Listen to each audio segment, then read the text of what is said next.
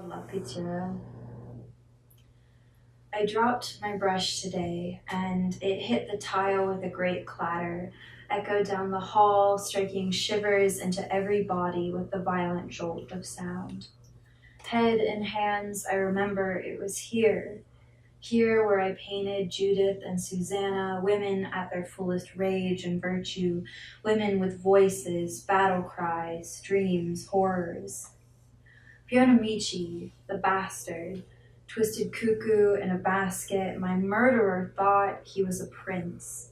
Killed and fed, never sated, but gorged comfortably on his trophies, sleeping sound and blood drunk as hall furnace. But I am the viper beneath the flower. Tonight I am Artemisia of Caria, queen, commander, and one with Diana. Crescent moon in my hair, a bow strung with penumbra. Tonight when I cry for my sisters, they will come on stags in many forms. They will throw Tuvia upon the stand beside my executioner, and if I am generous, I will spare her where she let me flay. Tonight I wrap my thighs in thistles, swim out to Orion and kiss his crown of arrows, a loop of stars, agape and only lonely. I am the mother of mugwort, wormwood, and sagebrush, heavy at the altar, Sappho stained on my lips, like bitter berry wine or curses, hanging, dark and imminent. I smile across the dinner table, fold my hands under my chin.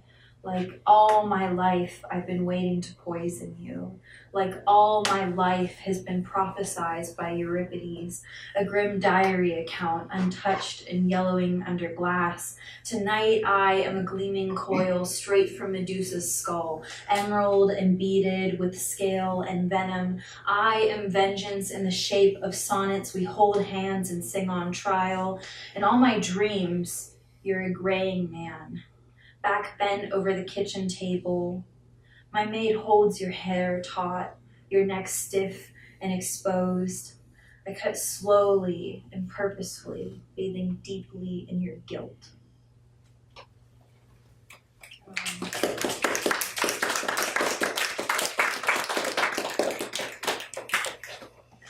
And then I have two that sort of go together. I'm a Gemini, and you know because I'll tell you that I'm a Gemini. But I'm fascinated by other signs, specifically Aries. I have a roommate who's an Aries, and we just can't get along because she's always like looking for a fight. And I recently have been trying to remove some toxic friendships and relationships from my life. And so I was like, trying to be a little more stern than I normally am. And so I was like, what if I get into this mindset of my Aries roommate where she's just like, she's done with your shit. So these are sort of Aries poems. So this first one is called Mars, Beginning. From now on, I will send back exactly what I receive. Your letters will return by dove or swarm of wasp, humming and seething, a plague of locusts, a murder of crows. The era of baby's breath has ended. Enter the ram. This one is called Wrap in Bloom. I am the ram. With red leather tongue, I am serpent fang, I am danger. I want this to hurt you. I want to be a spider web of sorrow, a spider web crack in glass, your car windshield pelted with poems dripping venom like dew. I want to be bitter as dandelion chickweed, so when your mouth twists in smug distaste, you at least have reason beyond baseless cruelty or some childish urge for destruction. I've killed this body 1,000 times, hurled it from factories, hotel balconies, kissing pavements and concrete as fondly as mouths of lovers. I've become the pile of clothes, one sneaker askew, father's hand over my eyes, Sunday lunch in limbo, trembling like the stray dog poised to escape and attack if needed.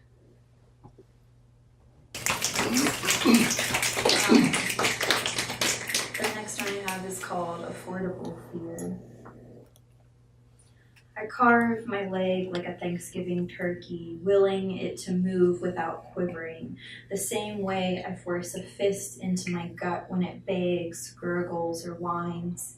My body is a collapsing prison that no amount of turmeric or yoga can mend. My knees bend sideways and cave under the weight of exhaustion, but I continue to beat the dead horse, whipping myself forward, pushing past fatigue into the realm of the reanimated. It's any wonder we still survive, every decade of science adding years to our lifespan, and yet when my mother assures me that modern medicine will find a cure before this disease takes my sight, I am swallowed with doubt. Every year redder, more painful than the last. Ghost vessels gnawing at my corneas, holding me hostage behind blinds. And from birth, I have tried every treatment, seen every ENT from Pittsburgh to Naples, and still my ears throb with constant threats. Drums beating and screaming, dyed violet, suctioned, scalded.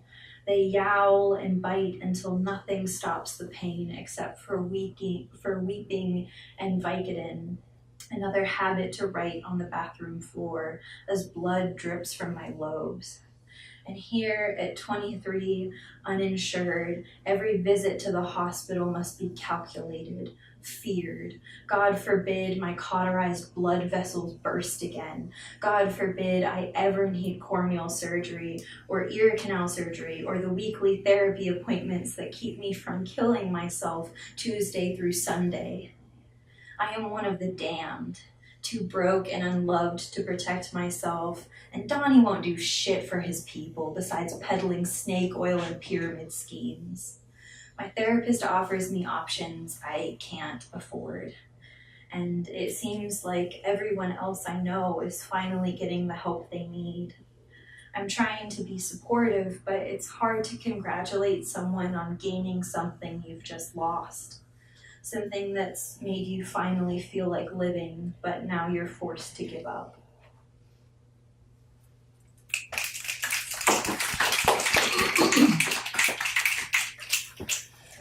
And I have two more.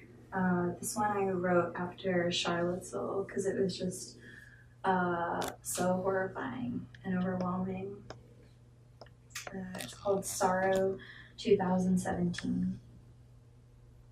I am eternally cradling a stale cigarette in the waiting room of my heart, the ash building up into a crooked finger, quivering in my shaky hands, wishing I felt more than just tired, wishing I'd felt safe just once since November. Now it's a waiting game. I scan the room, see families weeping into each other's shoulders, into their own palms. We watch the TV screens as a unit, gasping, wailing, inhaling and exhaling in unison. We wait for good news. We wait for resolution. But each time the doctor returns, there's more blood on his hands. There's more panic in his eyes. The blue surgical mask muffles his updates, but it's easy to read his frantic gestures. We nurse lukewarm vending machine coffee, dig fingernails into vinyl seats and forearms, glance at the screens again, weep again. It's so hard to stay hopeful when your world is burning around you, neighborhoods littered with bodies, communities drowning in grief. Every morning the headlines are one of two. Ecologically, the world is ending. Politically, the world is ending. And even this poem is a testament to despair. Here I'm trying to end with hope, but I can't muster up the why.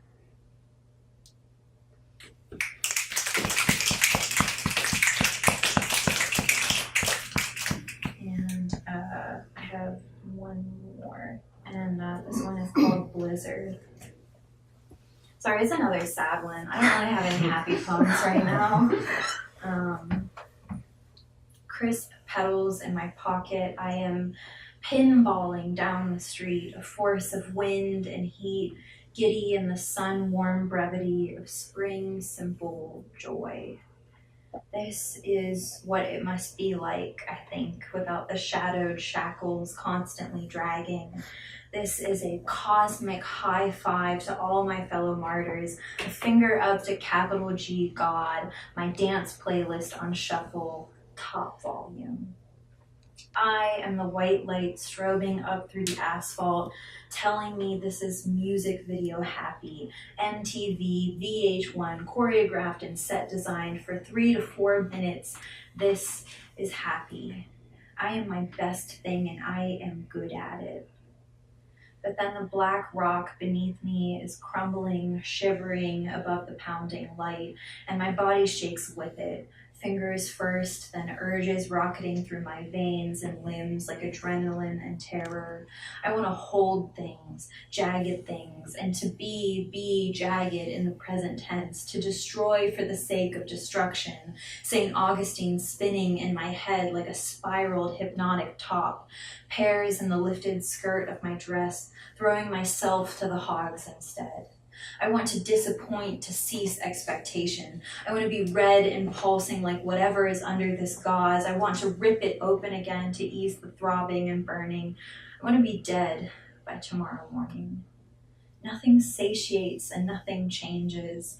Every night is walking home through a blizzard, feet slower with each mile, a numb, dead weight like breeze blocks on each leg. You have to decide whether you'll buckle to the cold or keep going. But there aren't really two options. There's just silence, responsibility, and a speed at which to keep walking. Thanks.